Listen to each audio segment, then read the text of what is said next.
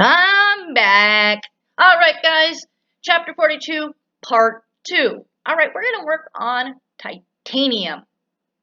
Well, here's the thing. When we talk about pure titanium, it's not as strong as if we had an alloy added to it. So they call them alpha titanium alloys, alpha, beta, near alphas, and things like that, which are going to be stronger than pure titanium.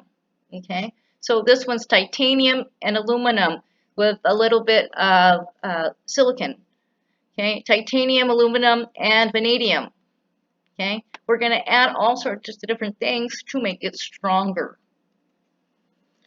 When we are working with alloys and alloy materials, especially titanium, we're going to want to use a trailing shield or a backing gas.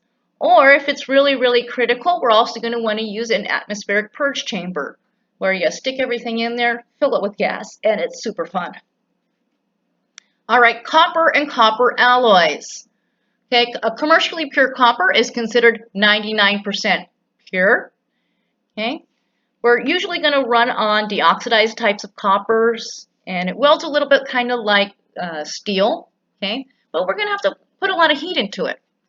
Okay, now you see we have silicone bronze, aluminum bronze, tin, bronze, brass, casting brass, modified copper, nickel silver, copper nickel, and beryllium copper. All of these are alloys and derivatives of copper. I think the one thing that I've ever used was Everdur or silicone bronze. And I use that for dissimilar materials. Other than that, I really haven't seen a lot of copper. Some people have. The most common copper that we're probably going to run into is brass. Brass is in a lot of things that we have. Let's think about it. The number one thing that we use in welding is a regulator. And 90% of our regulators are brass. Okay? A lot of our fittings are also brass or bronze, okay, which also is part of that. All right, so filler metals, of course, we want them to what? Match our base metal with our filler metal. Okay, we don't have a lot of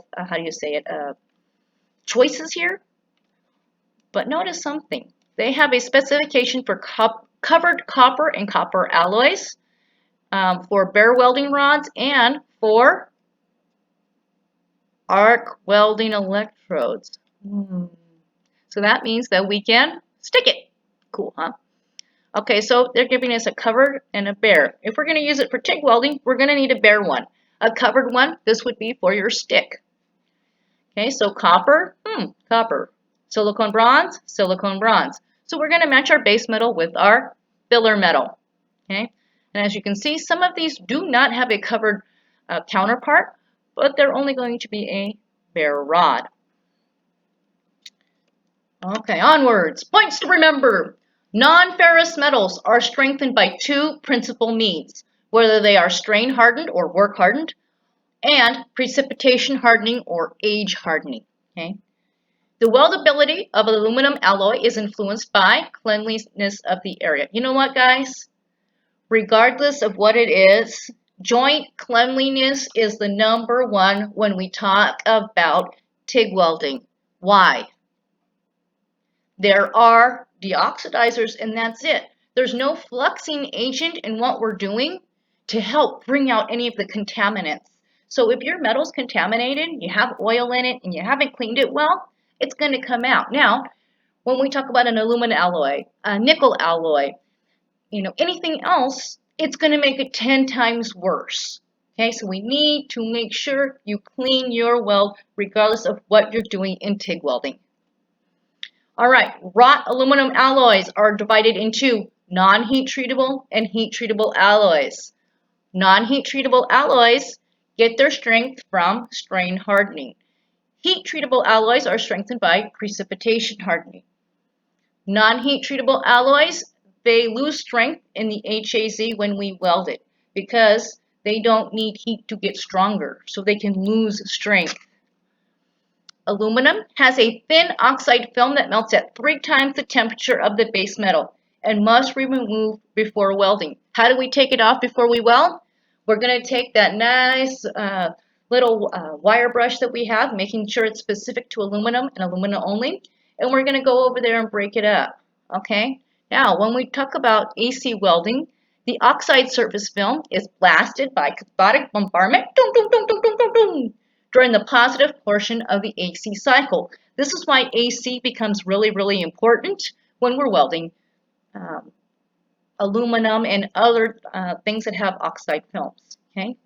We also need to remember that that oxide, because it melts 3 times hotter, if there's some of that left in there and we start to weld it, what can happen is A, we don't get a really good weld and it looks like it's all kind of bubbly and mushy underneath it. And it's because the oxide isn't being able to be burnt.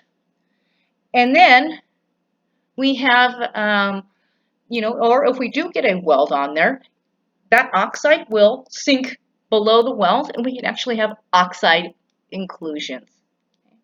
So aluminum alloys conduct heat much faster than steel. It means that it needs more heat for welding. Okay, think about it. What do we use our heat sinks from? Aluminum. Okay, it has a high thermal coefficients. Okay, argon is used for shielding on aluminum, and argon helium mixtures can be used when deeper penetration is needed. Nickel and nickel alloys are used where there is high temperature strength and extreme corrosion resistance is needed. Joint cleanliness is important. Of course, joint cleanliness is important, but nickel alloys become sensitive to cracking because they're contaminated. All right, high heat input in nickel can lead to hot cracking and loss of corrosion resistance. Okay, magnesium alloys have a high strength to weight ratio. We're going to use it in aerospace and auto racing. The oxide film on titanium must be removed. How are we going to remove it? We're going to get our handy dandy little old wire brush and make sure that we use this specifically on titanium. Ultimately though, that oxide film can give you pore fusion, contamination, and weld bead embrittlement. Surface contamination like oil, fingerprints, grease, paint needs to be removed. The other thing I would also want to do if I'm welding on something really important, I'm also going to give my filler metal a wipe down with some acetone as well. Copper alloys can be strengthened by cold working or precipitation hardening and usually have good thermal and electrical conductivity, which affect their weldability. They have what?